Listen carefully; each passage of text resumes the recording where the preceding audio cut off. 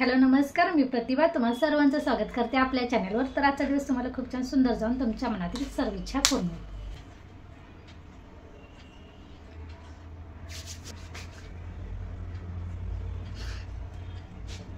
ज्यांची कोरडी त्वचा असते की नाही त्यांनी ॲलोवेरा जेल तर कधी नक्की, कारण पावडर काय आपण लावू शकत नाही, कारण कोरडी त्वचा असली की कसं जास्त असं फाटल्यासारखं दिसतं। त्यामुळे की नाही रोज घरामध्ये तर लावायची गरज नाही, फक्त ॲलोवेरा जेल लावलं की नाही तरी बस आहे।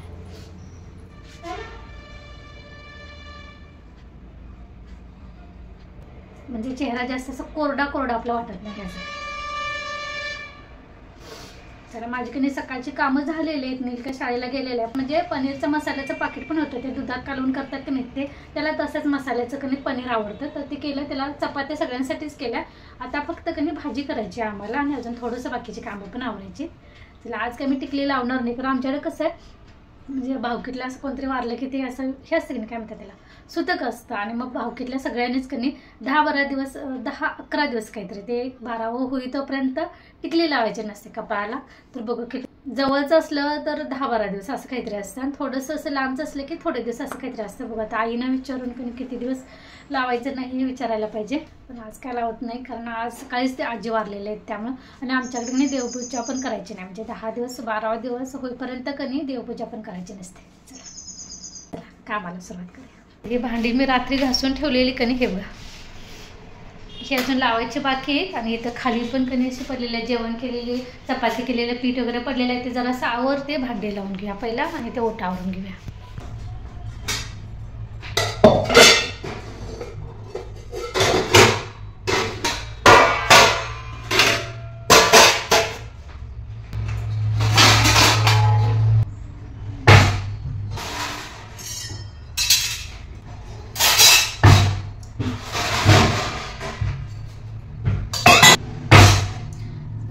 इथं कधी माझ्या ओट्याला आता 3-4 दिवस कधी अशा मुंग्याच येतात। काय दूध जरी ठेवलं ना किंवा भात वगैरे असं ठेवलं की साईडनं असे मुंग्या यायला लागतात। थोडंसं कधी ते पुसून घेऊया। इथं कधी मुंग्यांचे पावडरचं पाकिट आता मी झाडताना कुठं ठेवले बघायला पाहिजे, ते शोधून कधी टाकायचं। हे थोडीशी कधी भांडी आवरून घेते ना, टिकली न लावल्यामुळे ना कसं सवय नसल्यामुळे कसं वेगळं वाटते। तरी पण माझं एक गोंधन आहे, दिसलं तुम्हाला हिरवी टिकली।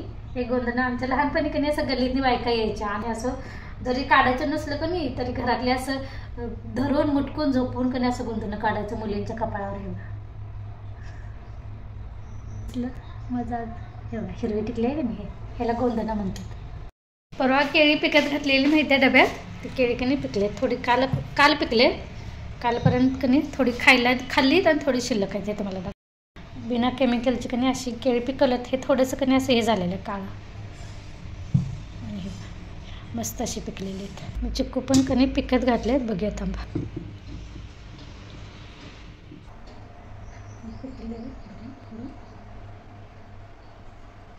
हे आपल्याकडे झाडाचे चिक्कू आहेत, गोड असे लागतात, बिना केमिकलचं असं पिकवलेलं आहे। फोडलं तर कधी खाऊन टाकते, मग कामाला सुरुवात करूया। हे जास्त पिकले कधी नील असं खाऊन कधी कंटाळतो एकसारखं, मग मी काय करते म्हणजे दुधात हे घालून कधी मिक्सरला फिरवायचं, थोडंसं साखर घालायला लागते, कारण गोड असल्यामुळे काही जास्त साखर घालायला लागत नाही। तसं करून दिलं कधी मग चिक्कू शेक मग पिऊन टाकतो।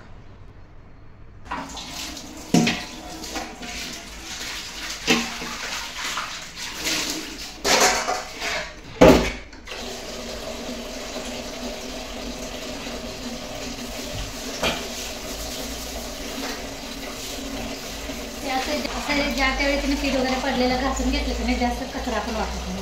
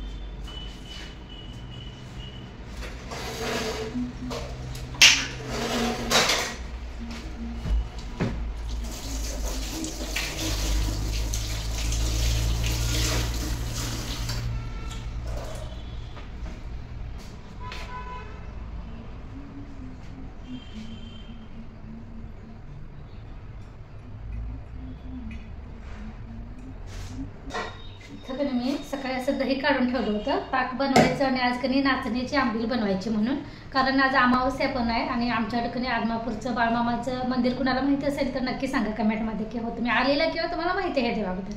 तर आमच्याकडे बाळमामाची आज अमावस्याला खूप मोठी म्हणजे गर्दी असते दर्शनासाठी. तर तिथं गेलं का नाही तर आज ही नाचण्याची आंबील तिथं प्रसाद म्हणून दिली जाते. तर म्हटलं मी कधी कधी मला आवडते, म्हणजे मला ती फोडणीची आपल्या बेसनची पण कढी आवडते आणि नाचण्याची आंबील तर जास्तच आवडते, कारण ह्याला काही ताकजाम लागत नाही, फोडणी वगैरे काही नसते, अगदी साधी सोप्या पद्धतीने बाळमामाचा प्रसाद म्हणून देतात. मग मी घरी पण कधी कधी बनवते. तर म्हटलेलं आज अमावस्या म्हणून मी सकाळी दही काढून ठेवलं होतं, ह्यात ताक करायचं ह्याचं आणि नाचण्याचं पीठ लावून आंबील करायची.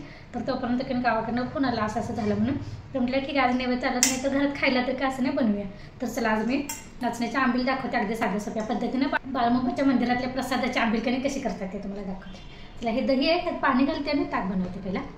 माझ्या रवीचं असं नक्की सारखं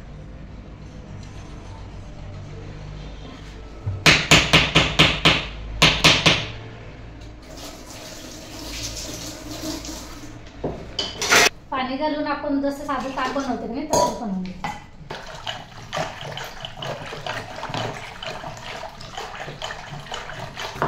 हे ताक झालेलं आहे ते मी थोडंसं मोठ्या भांड्यात काढते, कारण मला आमच्या समोरच्या काकीने सांगितले की नाचण्याची आंबील केली तर कधी मला देत जा म्हणून, त्यांना पण आवडते. थोडंसं मोठंच भांडं घेऊन ते त्यांना पण द्यायला बरं.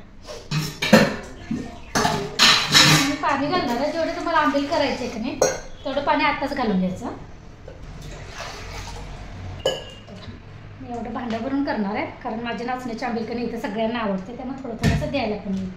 आणि नाचण्याचं पीठ माझ्यात असतं ना, आपल्या शेतात नाचणं होतं त्यामुळे तांबडं नाचणं माहिती आहेत मला, तर ते आपल्या शेतात होते त्यामुळे नाचण्याचं पीठ पण असेल, परवा दिवशी आईने दिलेलं पण आहे.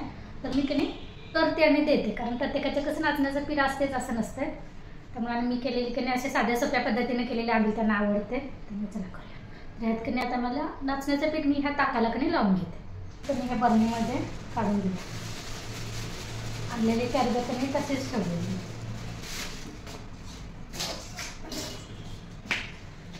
तर आता हे पीठ त्या कटोऱ्यात काढूया. तुम्हाला अशी कशी घट्टसर पाहिजे की नाही आंबील त्या अंदाजानुसार काढा. हा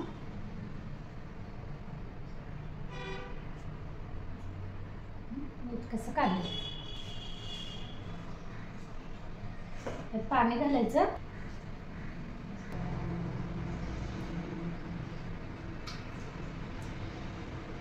पाण्यात पीठ काढून घेतलं की नाही की गाठी होत नाही, असं पहिल्यांदा काढून घ्यायचं. कालवून म्हणजे मिक्स करणं, आमच्या कोल्हापूरचा शब्द आधीमध्ये येतो त्यामुळे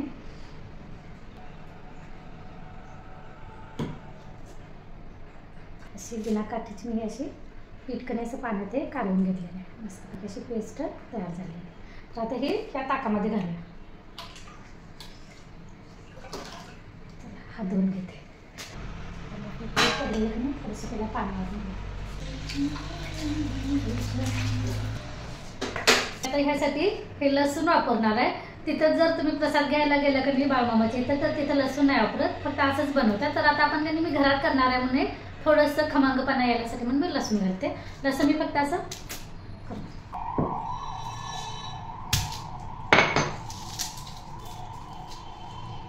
याचं फक्त मी असं हे काढून घेणार आहे, फक्त निघालेलं साल. बाकी काय पूर्ण मी त्याच्या आत चिकटलेली साल अजिबात नाही काढणार आहे.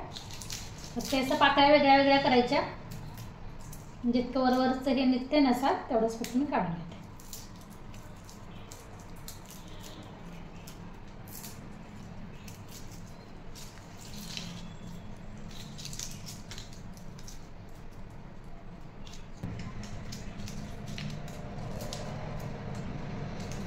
पोकळ हे पोकळ आहेत लसूण, हे एवढे चांगले निघालेले आहे. हे आता मी दाखवतो तुम्हाला.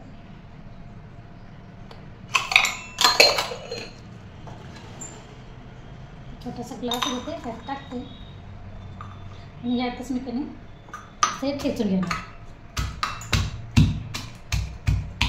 असं वर हात लावायचा म्हणजे ते उडत नाही लसणात.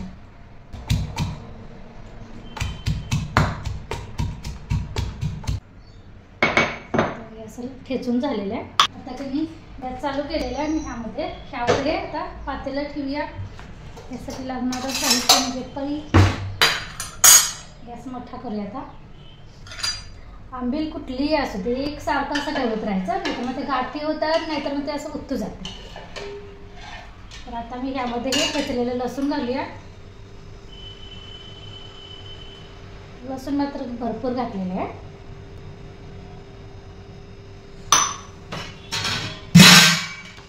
मीठ घालायचं.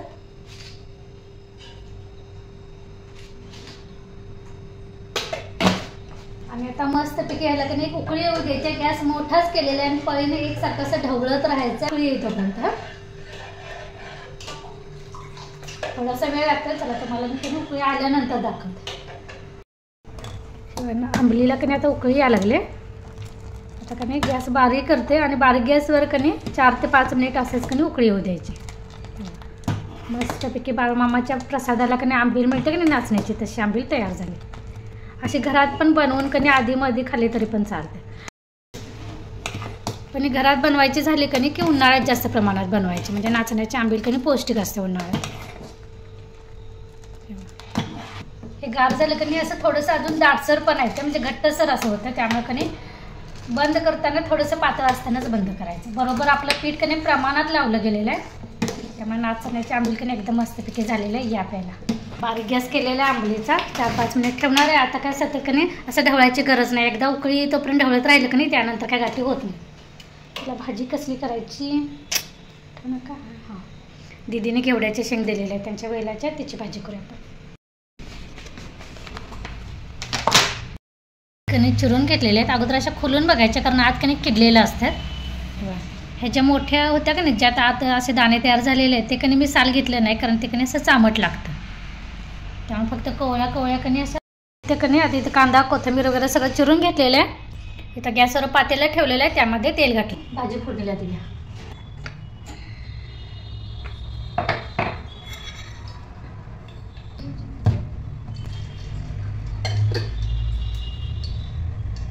तेल तापले असं वाटते, कारण मोहरी टाकली की नाही असं लवकर असं हे होत नाही, तडतडत नाही. म्हणजे माझ्या मते की नाही हवेमुळं असं गार झाले की काय माहिती.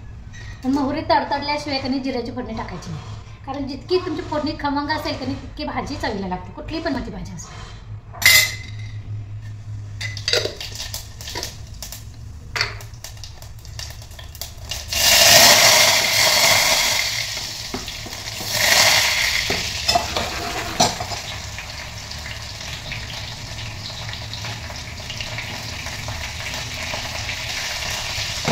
धुवून घ्या. आणि ह्यावर पावडर वगैरे नसते, पण तरी मावा वगैरे जर पडला असेल तर सगळं घेऊन टाकतो.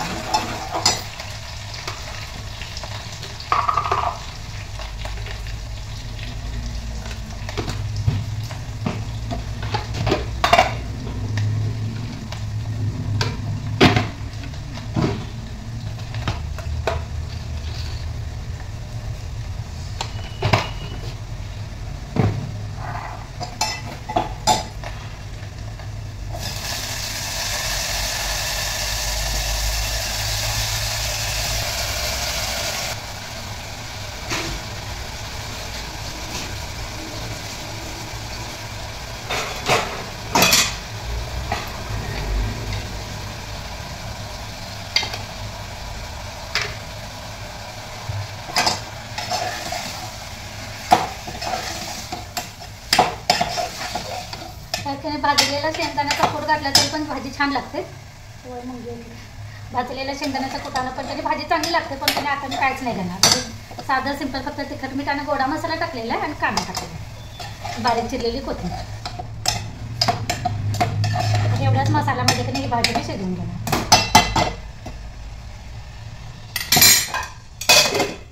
चला भाजीचा कचरा कणी गोळा करून टाकूया आणि कपडे उन्हात घालायला जाऊया.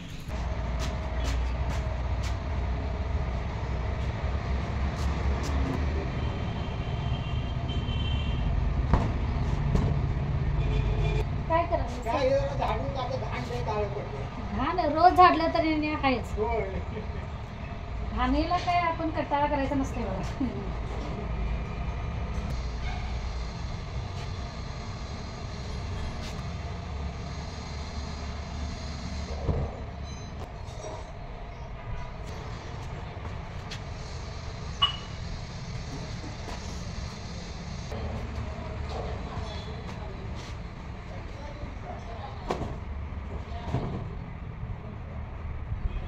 चला थोडंसं कणी पाणी प्यायला घेऊया. चला माझी कणी सकाळची कामं सगळी आवरलेली आहेत. पाणी प्यायला थोडंसं.